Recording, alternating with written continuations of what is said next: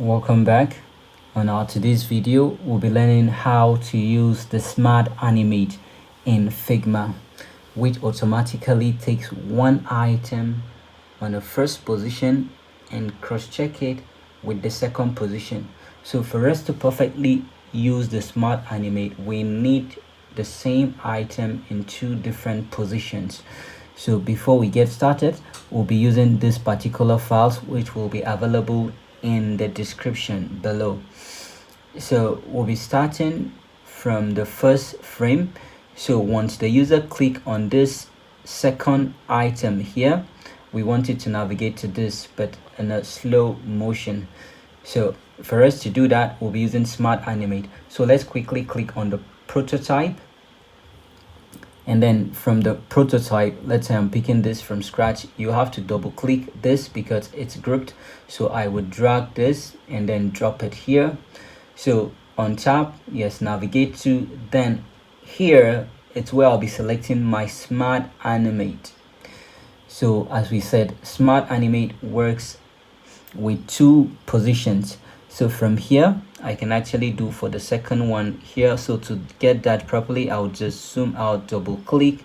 So this will take us to the last item on our list here. So while on this screen, you see everything has been set to Smart Animate. I think we can increase the time to 6,000 milliseconds. So I'll do that with the other one. This change it to 6,000 milliseconds so that we can actually see the effects, but on a very good day I stick to the 300 milliseconds. So for the profile picture, once the user click on this profile picture, we want them to open this particular screen here, and then yeah, we should make it a little bit slow so that we all see the effects. So I'll close this. I'll do the same thing for this other section.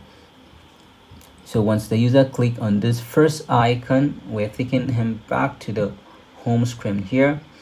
Then okay, so the same thing. So the same thing with the third one, should be able to drag him back here, bring him to the third item. So if the user clicks on the profile picture, we also want to open this picture. Clicks on the profile picture, it should take him to this page. So I close this. So I think we're left with just the last section here. So I'll do the same thing, double click on one, user clicks on this, they get this particular item. So the second one also, click on the second one, it gets here, back here. So we want to add like a sort of let's say if the user is on mobile and they can drag through this screen, let's say they can swipe on this. So I'll unlock this rectangle here, that's the first one here. I will do the same thing for the third one. I'll unlock this rectangle, so I'll make sure I'm unlocking the right one. So I'll do the same thing for this. I would unlock this rectangle.